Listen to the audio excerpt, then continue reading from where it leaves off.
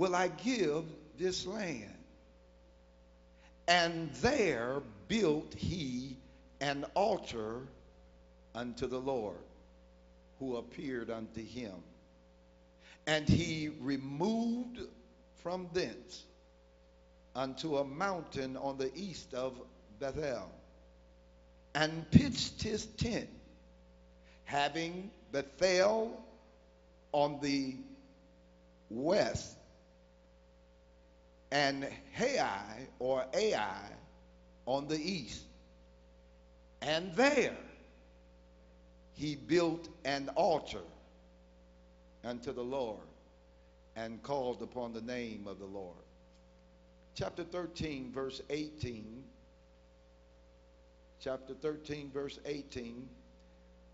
Then Abram removed his tent and came and dwelt in the plain of Mamre, which is in Hebron, and built there an altar unto the Lord.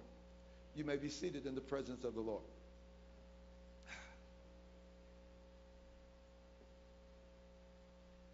It appears to me that Abraham was constantly and consistently building altars. Abraham must have tapped into a divine revelation concerning the building of altars. Why is it that Abraham is continually building altars? I want to talk to you from the topic, the art of altar building. The art of altar building. Standing in the historical backdrop of our text is God's desire for relationship and fellowship with his people. God's original plan was that man would share his authority and rule, and not serve him as servants. This is why Jesus Christ is, as Revelations 19 and 16 says, he's the King of kings and the Lord of lords. In other words, what he is saying is, not only is he a king, but he wants you to be a king. Not only is he Lord, but he wants you to be Lord. In other words, he wants you to exercise the same kind of kingdom authority that he has in the heavens. He wants you to exercise it in the earth.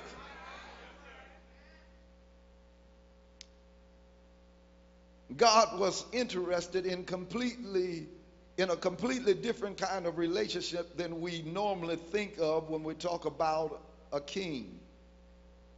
He wanted sons who would not only be led by the king, but who would also exercise the king's authority and rule in the earth. This relationship between God and man is so paramount, is of a paramount importance to God. Creation shows this to be true. The first thing that God gave man was his image and his likeness, because that was the first thing that God wanted man to have. The second thing that God did was to place man in his presence, which is in the Hebrew language, the meaning of the word Eden. Eden represents a place of God's presence.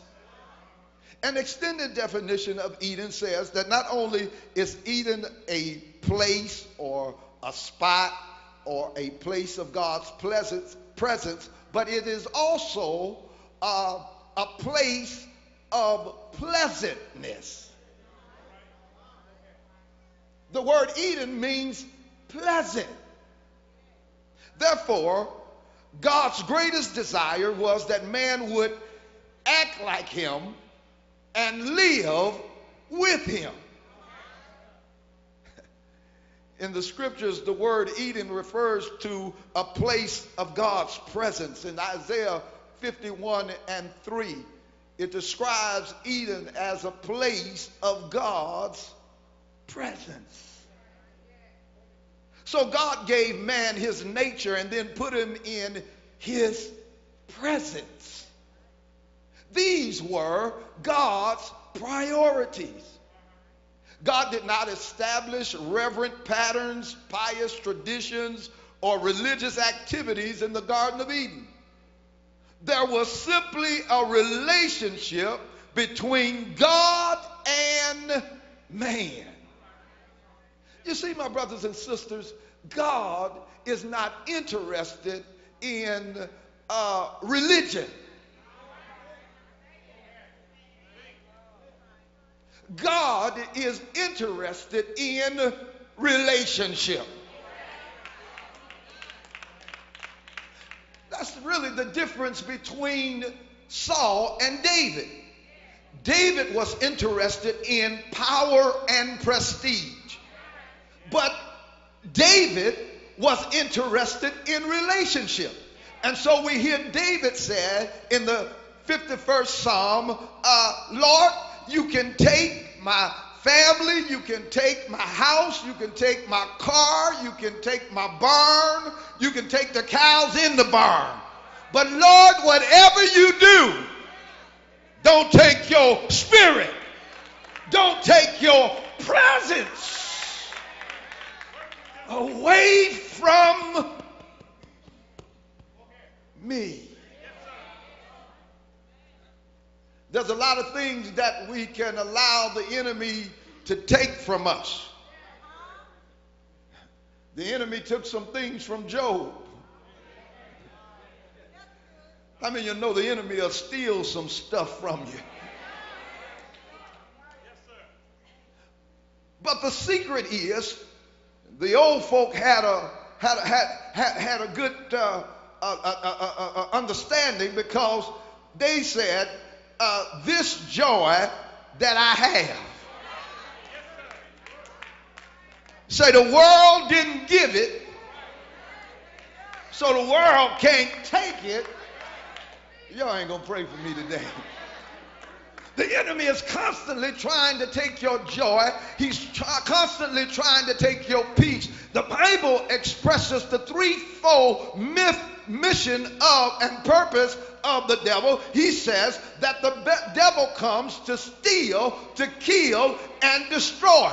Child of God, I came to preach you to this morning that the enemy has not come to play tiptoe through the tulips with you, but the enemy is trying to take you out.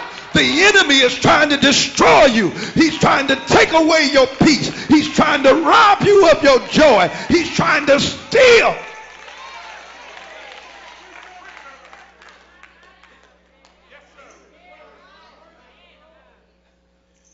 God is interested in a relationship. Isn't it interesting how people can come to church Sunday after Sunday and still not have relationship? They have religion, but they don't have relationship. They know the hymn, but they don't know him.